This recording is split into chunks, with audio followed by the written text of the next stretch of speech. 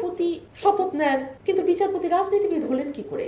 কেন অন্যান্য বিচারপতিরা সেই দিন প্রতিবাদ করলেন না? কেন প্রধান বিচারপতির পাশে আমরা অন্য বিচারপতিদের দেখলাম না? এই কারণ সেখানে আর যেই বাকি ৬-৭ জন বিচারপতি ছিলেন তাদের মধ্যে সুপ্ত বাসনা ছিল আমি নেক্সট চিফ জাস্টিস হব। তো এই সুপ্ত বাসনা, এই লোভ লালসা মনের মধ্যে পুষে রেখে আপনি সত্যের পক্ষে, ন্যায়ের পক্ষে দাঁড়াবেন এবং সুবিচার করবেন, এই আশা করাটা বাতুলতা। আমরা দেখলাম হাইকোর্টের জাস্টিসরা অবলীলায় বলছেন আমরা শপথবদ্ধ রাজনীতিবিদ। আমি আসলে বুঝি নাই শপথবদ্ধ রাজনীতিবিদ জিনিসটা কি। হ্যাঁ, শপথবদ্ধ রাজনীতিবিদরা কেউ কেউ থাকেন, তারা মন্ত্রী হয়ে শপথ নেন, প্রধানমন্ত্রী হয়ে শপথ নেন।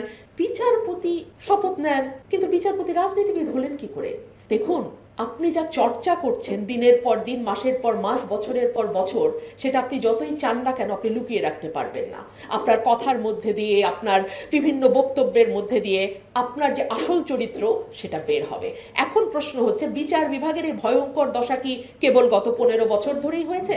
না, বিচার বিভাগের দশা ভয়ঙ্করতম হয়েছে 15 বছরে, কিন্তু এটার সূচনা হয়েছে বাংলাদেশের জন্মলগ্নের পরপর। কিভাবে? বাংলাদেশের সংবিধানের 17টা সংস্কার হয়েছে।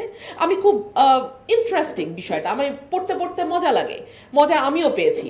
যখন যেই সরকার এসছে সে তার মতো করে সংবিধান সংস্কার করে ফেলেছে। মানে কোনভাবে সংস্কার করলে তার ক্ষমতাটা আরেকটু পাকাপোক্ত হয়, কোনভাবে সংস্কার করলে আরেকটু মজবুত হয়, এবং কোনভাবে সংস্কার করলে পরের নির্বাচনে সে আবারও আসতে পারে, ভোটে কিংবা বিনা ভোটে। সেইভাবে সে সংবিধানটাকে সংস্কার করেছে। আপনি দেখেন, প্রথমে যখন সংবিধান রচিত হলো, আমাদের 22 আর্টিকেল ইজ ভেরি ইম্পর্টেন্ট, যেটা বিচার বিভাগের স্বাধীনতার ব্যাপারটি নিশ্চিত করছে। এটাকে রাষ্ট্রকে নিশ্চিত করতে হবে বিচার বিভাগের স্বাধীনতা।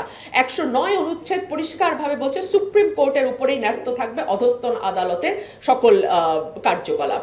আপনাদের অধ্যাপকের মতো আর্টিকেল প্রকাশ হওয়া জরুরি কিনা, এগুলো আপনারা একটু ভাববেন। ধন্যবাদ। আমার মনে হয় পরকালে সবার আগে জাহান্নামে যাবে মডারেটররা। ঠিক আছে, মডারেটরদের কিন্তু অজনপ্রিয় কাজ করতে হয়। এটার আসলে কোনো রবিন আপা প্লিজ, আপনাকে অনেক সময় দেওয়া দরকার ছিল, আসলে সময়ের কারণে আমরা খুব দ্রুত শেষ করবো। বাট অফকোর্স আমি জানি দক্ষ স্পিকার যারা, তারা বেশি সময়ে যা বলতে চায় তারা খুব কম সময়ে সেটা বলতে পারে। খুবই প্রশংসাসূচকভাবে আমাকে সাবধান করে দেওয়া হলো যে কথাবার্তা একটু বেশি বলা যাবে না। আমি খুব বেশি কথা বলবো না।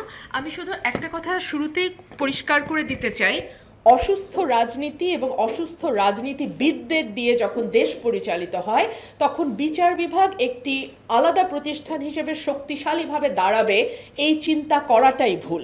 শুধু বিচার বিভাগ নয়, বিচার বিভাগ তো আসলে কোনো বাংলাদেশের বাইরের কোনো প্রতিষ্ঠান নয়। বাংলাদেশের 8-10টি প্রতিষ্ঠান যেভাবে ভেঙে চুরে একাকার হয়ে গেছে, বিচার বিভাগও সেই ভাঙাচোরার হাত থেকে রক্ষা পায়নি।